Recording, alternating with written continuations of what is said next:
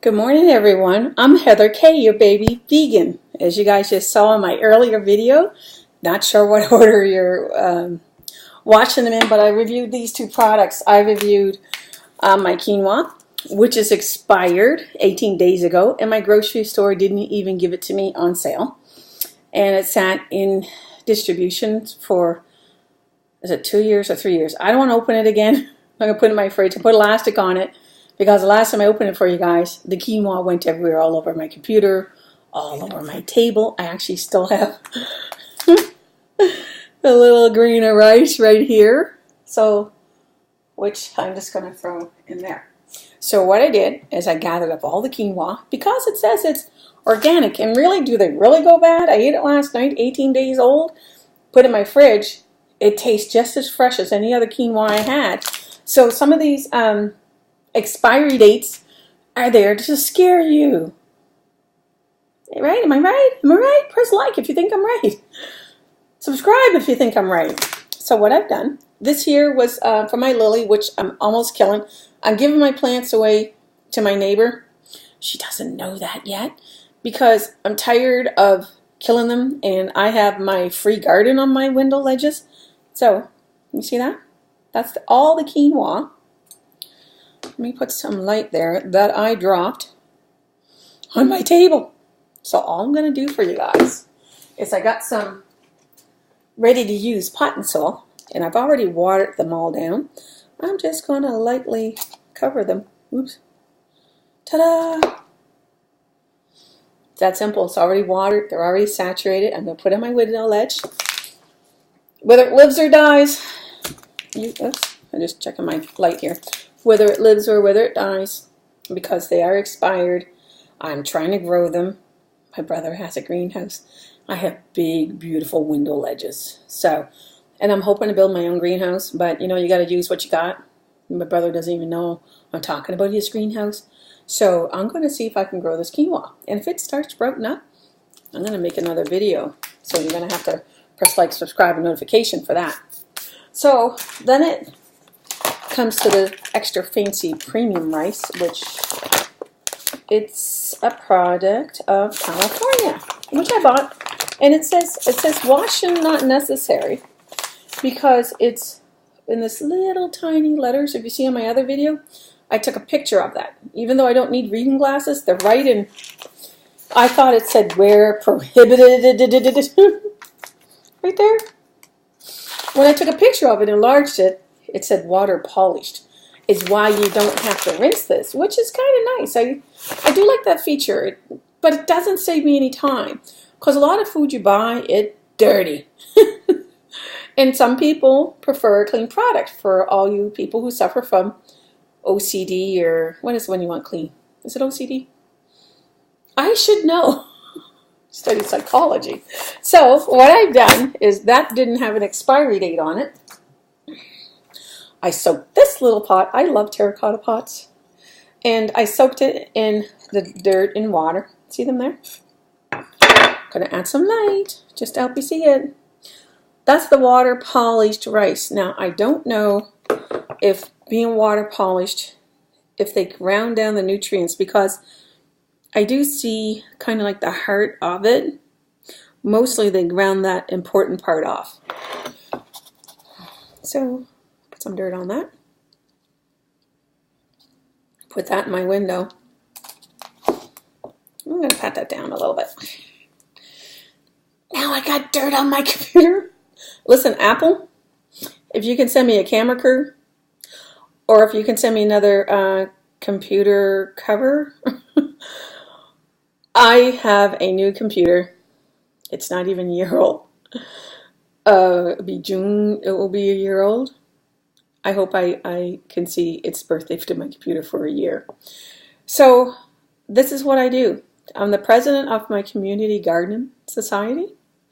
I've registered it. We actually have our community meeting on Wednesday. I have a lot of people who want to come. And the land that we have here, where I'm at, and I'm going to probably tell you more stories about it later as I decide with the group if they wanted me to release who they are. But I formed my own gardening society in my community. And it was by accident that I developed a community garden. And I'm the 5th attempt at a community garden. And I'm thinking, it's not the quinoa. I'm thinking, I'm not very good at growing. How do I become your president again? They say, well, you like to talk and you know how to write. We nominate you. It's like, all right, okay, I'm going to become the president of a community garden. And you know what we did? At the end of the harvest season, I made a YouTube video on Facebook for my family and friends. And I invited them to come over and have some tomatoes. And I invited them over to get some produce. And then the manager of our the what do you call that, food bank, she picked up all the turnip, her and her children, and they gave it to people at the food bank. I know. We're going to start a lotto, and the website is not up. I think we're going to have to start a lotto. We're going to try to find ways to fundraise money so that we can help people in our community to have plant pots, not this one, big, like ones for your patio, where they can grow tomatoes or some herbs or whatever they want to grow. I'm growing strawberries, which I still have in my freezer. I don't know if they're any good, but I was just so happy I couldn't even eat them. I froze them, and I was hoping to have it at Christmas, which I didn't do. I really got to eat them, don't I? I'm going to have them in my cereal. How about if I thought about put them in some kind of dessert? And I tried to grow rhubarb because my fiance wanted a strawberry rhubarb pie. And I said, because I don't know how to cook. I said, well, how about if we grow them? I'll make you a pie when I grow strawberry rhubarb. I don't have a green thumb, but geez, the strawberries grew. And a friend I helped move says, I'll give you rhubarb. And another friend said, you want rhubarb? I'll give you rhubarb. Because once rhubarb grows, it just takes off. And I didn't even know that I liked rhubarb. The strawberry rhubarb pie was delicious. And now that he's diabetic from eating too much desserts, so I'm diabetic.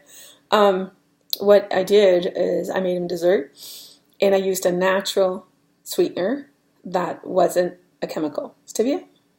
So my mom made my father, because he was diabetic, she was diabetic, desserts that were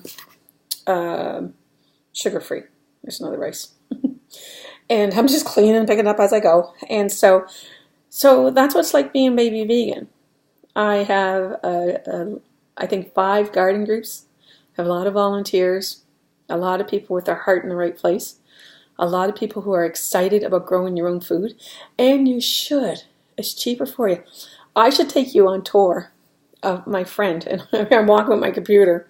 I gotta get my phone. I gotta figure out how to get videos to you guys. She has 8 different apple trees. She has a berry garden, and she has beets growing everywhere. Beets are delicious. I thought I hated beets. Apparently I don't. And she has 2 compost sites, and one's ready, I think, going to be ready this year. No, she has 3. And then she has a friend who's a farmer, and her neighbor says, we're going to give you our backyard so you can continue gardening in our backyard. And when I asked her, why do you do this? And she says it's for her children. It's like, not life insurance. It's like for her children's future. Is it like life insurance? She said a word to me, and it made beautiful sense. She invested in her children. 8 different apple trees, and she shows me around her garden. And I am trying to grow some tomatoes, which I think failed miserably. Just a leftover tomato I cut in half and threw it in the dirt, and one rotted. That's where I got this plant from. And I noticed there was tomatoes growing everywhere. And when she's telling me about all the beautiful plants and everything she got growing, I said, hold up. I said, why do you have tomatoes growing everywhere? If you have berries over here and things over there, and you got your berry garden over here, but the tomatoes are everywhere. Why? It's just, the more the tour went on, the more curious I became. She says it came from her compost. It didn't die and break down in her compost. It flourished and it grew everywhere. And I thought it was the most beautiful thing. And I think that we need to have less lawns and more gardens and grow more apple trees and make apple pie and grow strawberries. Strawberries are easy to grow. Oh, I'm going to make another video and tell you about my strawberry experience because I had to fight slugs. Apparently, the slugs loved the strawberries more than I did. So it might be kind of brutal, but we have something in common with the slugs, and I'm going to make another video on that. So I owe you guys 3 more videos, so I'm going to make them. But right now I got to go because I think this video is too long. I'm adding to my free garden of my rice and quinoa. I don't know if they're going to grow, but I'm going to post it. I'm going to give my free garden updates as anything sprouts. I'm going to go put these in the window. I'll see you soon. I got to clean up, and I now have dirt all over my computer.